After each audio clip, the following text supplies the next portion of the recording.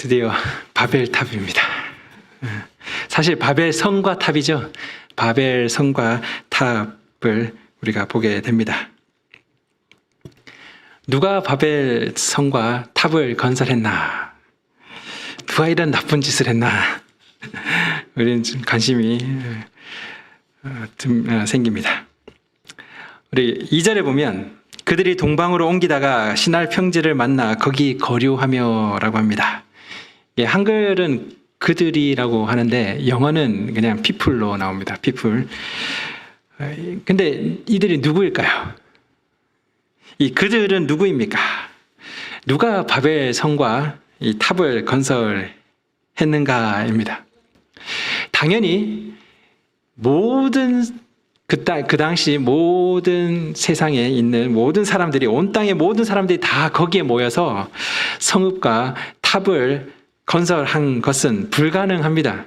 창세기 10장에서 함의 후손 중에 니므롯을 우리가 살펴봤습니다. 지난주에 우리가 니므롯을 봤는데 이 니므롯의 나라가 바로 이 시날 땅에서 시작되었다라는 것을 우리가 본 적이 있습니다. 창세기 10장 10절에는 그의 나라는 시날 땅의 바벨과 엘렉과 악갓과 갈레에서 시작되었으며 라고 합니다. 또 창세기 10장 12절에서는 니느웨와 갈라 사이에 레센을 건설하였으니 이는 큰 성읍이라.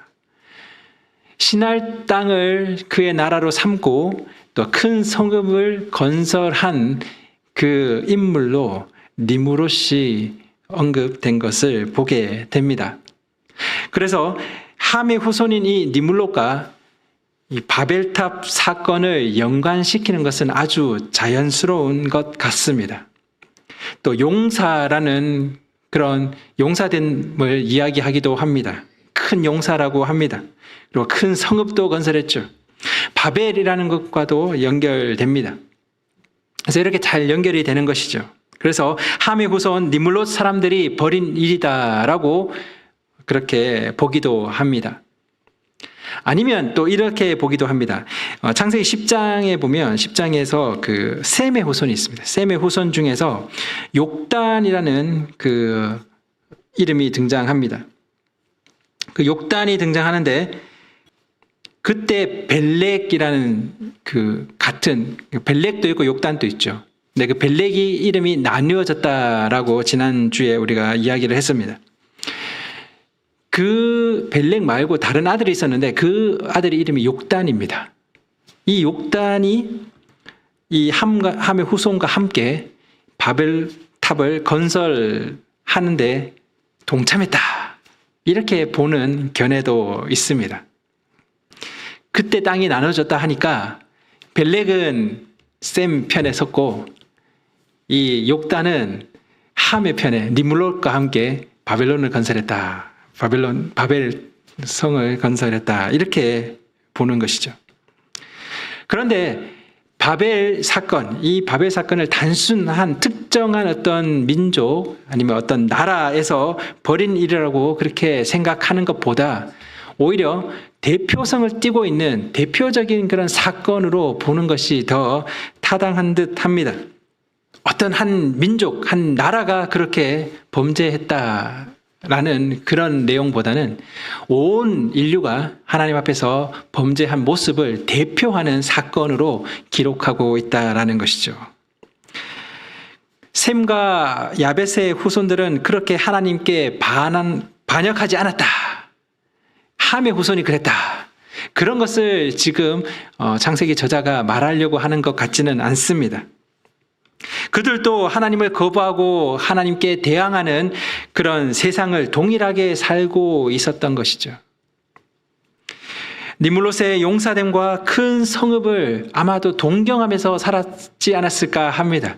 야, 니므롯은 저렇게 잘 나가는데 우리 셈 할아버지가 남겨주신 이 땅의 후손은 참 좋지 않구나, 뭐 그런 생각을 할 수도 있고요. 그렇게 니므롯 같은 용감한 사냥꾼이라는 속담이 있었다라고 합니다. 니므롯과 같은 용감한 사냥꾼이라는 속담이 있었다는 것. 그것도 이런 모습을 보여주는 그런 대목이 아닐까 합니다. 속담처럼 그렇게 막 얘기를 한 거죠. 니므롯처럼 용감한 사냥꾼. 나도 그런 용감한 용사가 되었으며 저런 큰 성읍을 건설했으면 좋겠다. 뭐 이런 생각을 하지 않았을까 합니다. 결국 이 본문의 의도는 누가 바벨탑과 바벨성을 쌓았는가, 건설했는가가 거기 있는 것은 아닌 것 같습니다. 그것이 누구인지를 알려주는 것이 본문의 의도가 아닌 것 같습니다. 오히려 모든 인류가 하나님 앞에서 죄악된 것을 대표적인 사건을 통해서 다시 보여주고 있다라고 그렇게 말할 수 있을 것 같습니다. 본문에서 반복되는 표현이 등장합니다. 우리 4절, 8절, 9절에 보시면 온 지면에 흩어진다라는 표현이 등장합니다. 온 지면에 흩어짐, 이 표현이 반복되는 것을 보게 됩니다. 성읍과 탑을 건설하는 목적은 4절에서 말하고 있습니다. 그 탑 꼭대기를 하늘에 닿게 하여 우리 이름을 내고 온 지면에 흩어짐을 면하자. 여기서 흩어짐을 면하자라고 합니다. 흩어짐을 당하지 말자라는 겁니다. 흩어짐을 당하지 않기 위해서 이 성읍과 탑을 건설하자라는 겁니다. 흩어짐을 당하지 않도록. 그래서 종종 이 말을 창세기에 하나님이 명령하신 것과 연결해서 해석하는 경우가 있습니다. 땅에 충만하라고 했죠. 생육하고 번성하여 땅에 충만하라라고 하셨습니다. 그 땅에 충만한 그 하라는 그 명령을 거역한 그런 모습으로 보게 되는 것이죠. 자, 땅에 흩어져야 되는데 흩어지지 않고 흩어져서 번성해서 충만하게 돼야 되는데 한 곳에 모여 있다라는 겁니다. 그래서 하나님의 명령을 거부한 것으로 그렇게 보기도 합니다. 그런데 땅에 충만하라라는 것, 그것이 정착하지 말라라는 그런 의미는 아닐 겁니다. 계속 움직여 다녀라 그런 건 아니잖아요. 농경은 하면 안 된다. 목축으로 유목민처럼 살아라. 그런 뜻은 아닐 겁니다. 정착할 수 있죠. 도시를 만들 수 있습니다. 근데 그것이 하나님의 그 명령을 따르지 않는, 거역하는 것으로 그렇게 보는 것은 조금 적합하지 않는 듯 합니다. 3절에 보면 역청이라는 단어가 등장합니다. 우리 방주 사건에서 역청이라는 단어를 본 적이 있습니다. 물론 같은 단어는 아닙니다. 다른 단어가 쓰였는데, 하지만 이 방주의 역청을 연상케 하는 그런 단어입니다. 홍수로 인해서 온 세상이 심판을 받았습니다. 하나님의 이름으로 심판을 받았습니다. 마치 땅에 있는 모든 생물들이, 모든 생명들이 흩어짐을 당하는, 여기서 흩어진다라는 것은 사실 산산조각나다라는 그런 의미를 담고 있다고 합니다. 산산조각나는 것처럼 그렇게 흩어져 사라져버렸다라는 것이죠. 하나님의 이름으로 심판을 받아서 산산조각나버리는 그런 모습을 우리는 보게 됩니다. 홍수 사건을 통해서요.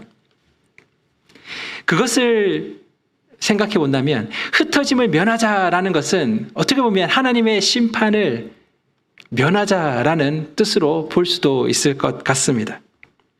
또 이름을 낸다라는 것은 야벳의 그 창대함을 연상케 합니다. 그것을 연결할 수 있는 것이죠. 하나님은 야벳에게 창대함을 허락하셨습니다. 야벳의 이름을 창대케 하겠다라는 뜻이죠.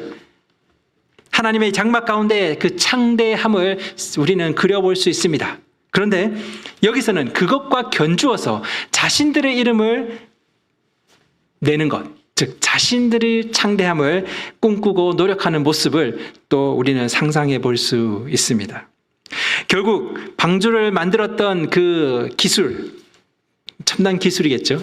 방수 기술입니다. 100% 방수, 그 역청 기술을 가지고 하늘까지 탑을 쌓는데 사용을 하게 됩니다. 방주를 만들었던 같은 기술을 이용해서 하늘까지 닿아서 하나님의 심판에서 자신들의 이름으로 흩어짐을 면하는 것, 자신들을 창대케 하는 것, 하나님의 그 심판에서 견딘다고 해야 되나요? 견디는 것, 이런 모습을 우리는 볼 수 있게 됩니다. 다시 말해서 수동적으로 다른 존재로 인해서 심판받고 또 다른 존재를 따르는 그런 존재가 아니라 스스로 결정하고 또 심판하는 존재가 되는 것. 그래서 하나님을 대항하고 자신들의 그 창대함을 이루려고 하는 그런 모습을 우리는 볼 수 있게 됩니다. 또한 하늘에 닿는 것, 이름을 내는 것은 하나님의 자리, 그 하나님의 역할과 또 연결할 수도 있습니다. 지배받지 않고 스스로 결정하고 심판하는, 지배하는 존재, 마치 하나님의 그 자리에 스스로 앉아있는 듯한 그런 모습을 우리는 보게 됩니다. 그렇게 세상을 군림하고자 하는 그런 모습을 보게 되는 것이죠. 사실 이런 모습은 구약 전체에서 우리는 볼 수 있습니다. 고대의 바벨론 제국이 그런 모습을 가졌습니다. 애굽 제국도 마찬가지입니다. 아수르가 그랬고요. 그리고 신바벨론 제국도 그런 모습이었습니다. 그리고 신약에서는 어떤 제국이었습니까? 바로 로마 제국이죠. 로마 제국이 그런 모습이었습니다. 그리고 지금 우리가 살고 있는 이 세상은 어떻습니까? 요한계시록에 말하고 있는 바벨론이죠. 요한계시록의 그 바벨론의 모습으로 드러나고 있습니다. 사실 본문의 바벨이라고 하는 이름은 성경 구약에서 바벨론을 지칭하는 같은 단어입니다. 결국 이런 것이 특정 민족, 특정 나라에 한정된 것이 아니라는 것이죠. 모든 인류가 가지고 있는 그런 모습입니다. 우리가 가지고 있는 모습입니다. 그렇지 않습니까? 아니요, 저는 그러지 않습니다. 하나님만을 따릅니다. 그 따르기 전에요. 따르기 전에 우리가 이런 모습이었습니다. 그리고 종종 이런 모습이 헐것도 아니지만 그런 모습이 되어가는, 그런 모습을 변하는 우리 자신을 볼 수도 있습니다. 내가 가진 모습이죠. 우리가 가진 모습입니다. 인간이 하나님을 거부하고 자신이 그 자리에 앉아 있고자 하는 것. 그것은 시대와 장소를 불문하고 진리입니다. 진실이죠. 역사 이래 지금까지, 아니 우리 자신만 봐도 우리는 틈만 나면 그 하나님의 자리를 차지하려고 하는 그런 습성, 그런 특성을 가지고 있습니다. 하나님을 거부하고 우리 자신이 그 자리에 앉고자 하는 그런 모습, 그것은 옛날에도 지금도 여전합니다. 6절에서 여호와께서 이르시되 이 무리가 한 족속이요 언어도 하나이므로 이같이 시작하였으니 이후로는 그 하고자 하는 일을 막을 수가 없다. 이제 그들은 하고자 하는 것은 무엇이든지 하지 못할 일이 없을 것이다. 이렇게 새 번역은 번역하고 있습니다. 좀 이상하지 않습니까? 하나님이 이제 그들의 이 일을 막을 수가 없다. 그렇게 말합니다. 이게 무슨 의미일까요? 이들이 하나 되면 못할 일이 없다라는 겁니까? 인간이 하나로 이렇게 하나 뭉치면 하나님을 대적하는, 그것을 막을 수도 없는 그런 엄청난 일을 벌이게 된다. 그런 뜻입니까? 그래서 인간이 더 이상 반역 못하게 하나님께서 꺾으신 겁니까? 언어를 흩으시면서. 그렇게 막으셨다는 말입니까? 언어를 혼잡해 가지고 영어 배우기 힘들게 이렇게 만드셔가지고 하나 되지 못하게, 하나 되어서 하나님을 대적하지 못하게 그렇게 하신 겁니까? 그런데 어떻습니까? 여전히 하나님께 반역하고 있지 않습니까? 달라진 언어를 가지고 반역하잖아요. 그렇지 않습니까? 여전히 지금도 반역 중입니다. 반역을 멈춘 적도, 반역의 세기가 작아지거나 커진 그런 적도 없습니다. 작아진 적도 없습니다. 그때 그대로 우리는 여전히 반역하고 있습니다. 반역의 세계가 작아진 적이 없습니다. 반역을 막고 땅에 충만케 하는 하나님의 그 명령대로 그 명령이 이루어지게끔 하나님이 언어를 혼잡게 하셨습니까? 결론은 그렇게 보이죠. 그런데 하나님이 하나님을 거부하고 그에게 대항하는 그런 사람들로 온 세상을 충만케 그렇게 채우려고 하는 것이, 그것이 하나님의 의도가 아니었습니다. 하나님이 바라신 게 아니었죠. 언어를 혼잡하게 해서 반역이 사라진 것도 아닙니다. 하나님이 흩으셔서 온 땅이 하나님의 명령대로 그렇게 충만하게 된 것도 아닙니다. 인간들로 충만해지긴 했죠. 근데 하나님을 반역하는 인간들로 충만해진 거죠. 그것은 창조의 하나님의 원래 의도는 아니었습니다. 하나님이 언어를 혼잡해서 이룬 게 하나도 없습니다. 반역이 사라졌습니까? 하나님의 그 창조 명령을 따라 살게 되었습니까? 아니요. 아무것도 없습니다. 도대체 그러면 무슨 의미입니까, 이게? 인류가 말이 하나여서 한 마음으로 하나님을 대적하는 것, 그것이 하나님이 두려워가지고 무서워. 인류가 하나가 되니까 이렇게 나를 대항하네? 그것이 무서워서 그래서 언어를 뒤섞이게 하시고 온 땅에 흩으신 겁니까? 그렇게 보면 지금 AI 기술이 등장해서 실시간으로 번역기가 등장합니다. 지금 돈 주면 실시간 번역기를 살 수도 있어요. 그러면 이제 언어가 하나가 되는 거잖아요. 그러면 인류가 막강한 힘을 가지게 되는 겁니까? 그래서 하나님께 크게 대항할까요? 그렇게 대적하게 됩니까? 하나님에 대한 반역은요, 바벨 때나 지금이나 그리고 앞으로 AI 기술이 나와서 온 세계의 언어가 하나가 되어도 똑같습니다. 똑같이 반역입니다.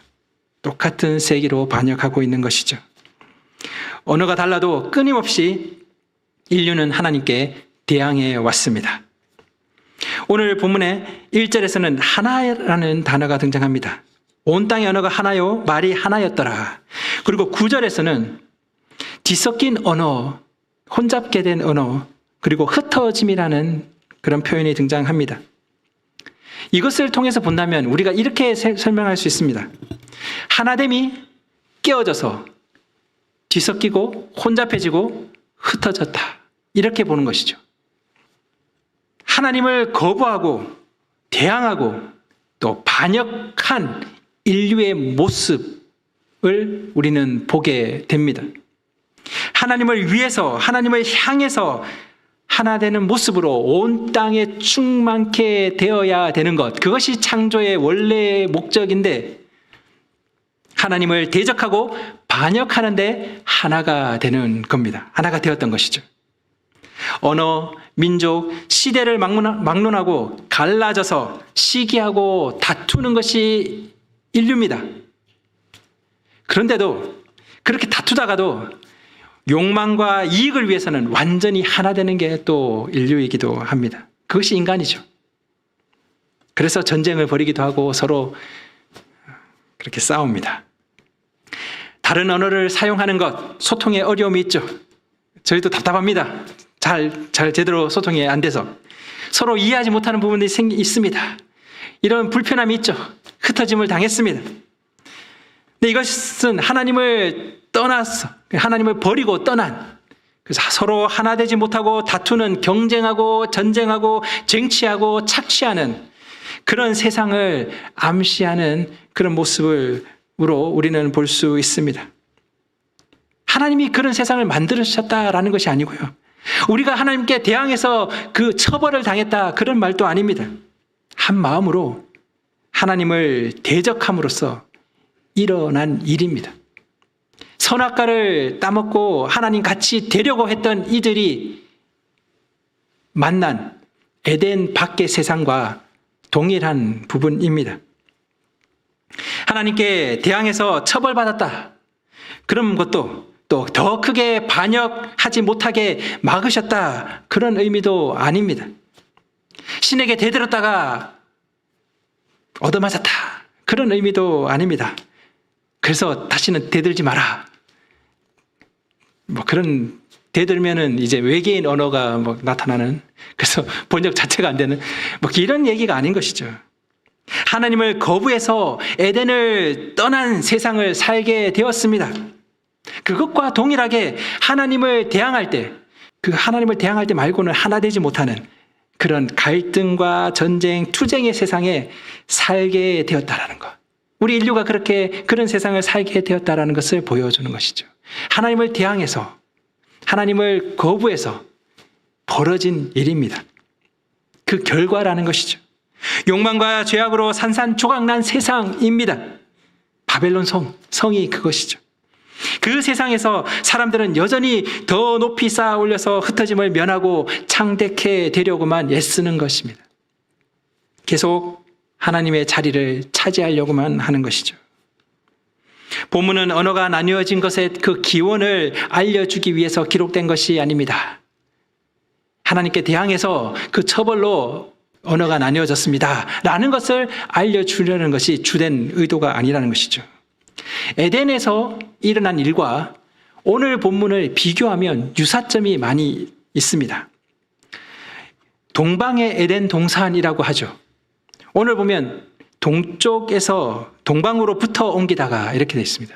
동방으로 옮기다라고 하는데 이게 동방으로부터 옮기다가라는 그런 원어는 그런 의미입니다. 또 에덴 동산도 동쪽으로 추방당하죠. 이 동쪽이라는 단어가 등장합니다. 그리고 인간이 동일하게 두 사건 다 인간이 반역하는 일이 일어납니다. 선악과 사건도 마찬가지죠. 선악과도 하나님 같이 되려고 하는 마음으로 선악과 사건이 일어납니다. 인간이 반역하는 모습이죠. 오늘 본문에도 하늘에 닿아서 이름을 내고 흩어짐을 면하자, 하나님의 심판을 우리가 면하자, 이런 모습, 인간의 반역의 모습입니다. 또 두 사건 다 하나님과의 그 만남이 등장합니다. 바람 불 때 동산을 거니시는 그 하나님을 우리는 에덴 동산에서 만날 수 있었습니다. 오늘 보면 어떻습니까? 내려오셨다. 하나님이 그 위에서는 보이지 않아서 그렇습니까? 바벨탑이 너무 작아가지고 가서 봐야지 보이겠다. 한 90층까지는 내가 봐주겠는데 100층은 못 봐준다. 그거 보려고 내려오신 겁니까? 아닙니다. 하나님의 임재를 표현하는 말입니다. 바람 불 때 동산을 거니셨다라는 것과 동일한 의미인 것이죠. 하나님이 내려오셨다라고 말하고 있습니다. 또 하나님의 반응도 두 사건에 다 나옵니다. 에덴 동산에서 어떤 반응이 있었습니까? 우리와 같이, 선악을 아는 것에 우리와 같이 되었다라는 말을 합니다. 그리고 생명나무 실과도 먹고 영생할까 하노라, 이렇게 말하고 있죠. 좀 이해하기 힘든 그런 부분이죠. 그거는 제가 설교 때 설명을 했었습니다. 어떤 의미인지. 자, 그것과 유사하게 오늘 본문에도 나옵니다. 우리가 내려가서 이들이 하지 못할 것이 없을 것이다. 아주 하나님의 반응도 유사합니다.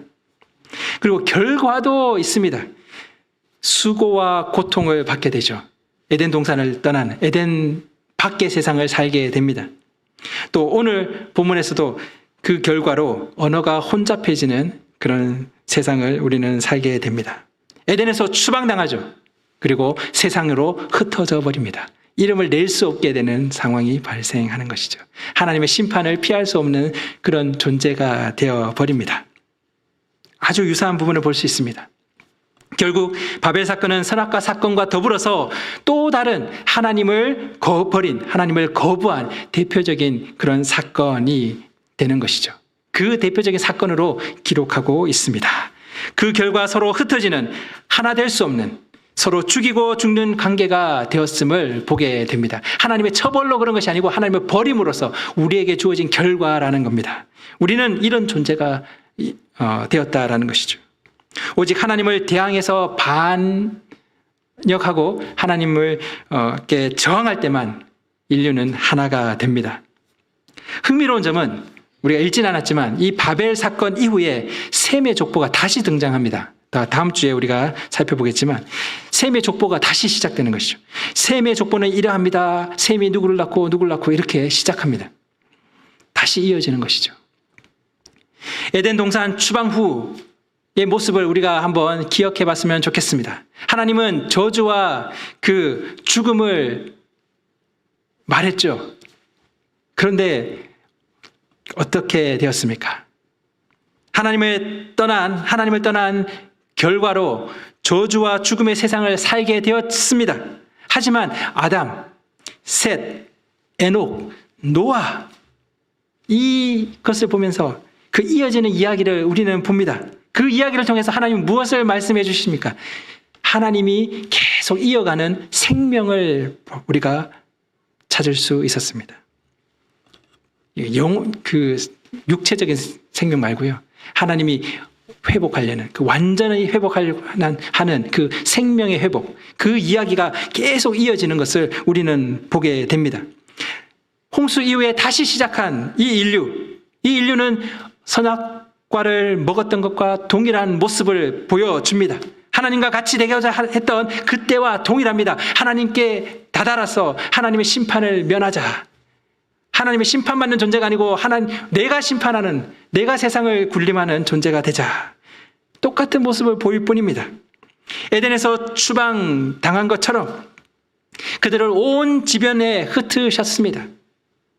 그렇게 동일하게 하나님을 떠난 결과가 보여집니다. 그런데 그럼에도 불구하고 성경은 말합니다. 하와가 잉태합니다.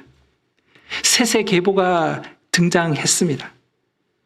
비로소 하나님의 이름을 불렀다라고 하는 그 족보가 시작되는 것이죠. 그리고 모든 인류가 반역했는데도 그럼에도 불구하고 하나님의 약속과 그 뜻을 담을 셋의 족보가 시작됩니다. 이미 시작됐죠. 근데 그 셋의 족보가 계속되는 것을 보여주는 것이죠. 다음 주에 보여줍니다. 계속 인간은 하나님을 대적하고 대항하고 힘겨루기를 하고 자리 다툼을 합니다. 하나님이 신인가? 내가 신인가? 내 인생 내 것인가? 하나님의 것인가? 계속 다툼을 합니다. 그 가운데 하나님은 어떻게 하십니까? 감히 내가 참고 있다 그런 건가요? 처벌하면서 목 기어오르게 애쓰고 계십니까? 바벨탑 계속 쌓는데 때리고 처벌하고, 그런데도 다시 기어오르면 또 때리고, 그렇게 90층까지는 기다렸다가 100층 되면 때리고 흩으시고 그렇게 하시고 계십니까? 아닙니다. 하나님을 버리고 저주와 죽음에 갇힌 이들에게 하나님은 끊임없이 찾아오십니다. 그게 셈의 족보에서 보여지는 거죠.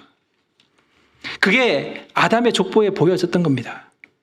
그리고 죽음의 세상에서 생명이 계속 이어질 것을 보여주십니다. 계속 약속하시죠. 그리고 보여주십니다. 홍수 가운데 방주를 통해서 보여주시고요. 에덴에서 추방된 후에 죽음의 땅에서 하와가 생명을 낳습니다. 가인을 인해서 살인이 일어나죠. 그리고 교만하고 폭력과 힘을 과시하는 세상이 가인의 후손을 통해서 만들어집니다. 성을 쌓고요. 자신을 막 교만하게 자랑합니다. 라멕이 그러잖아요. 라멕의 그 외침, 우리의 생각해 볼 수 있습니다. 그런데 그런 상황 가운데서 하나님은 어떻게 하셨습니까? 참고 있다. 조금만 더 하면 돼. 때린다. 그게 아니고요. 그 가운데 하나님은 계속 찾아가십니다. 하나님과 동행한 에녹을 통해서 동행함을 보여주시고요. 진정한 안식을 노아를 통해서 보여주십니다.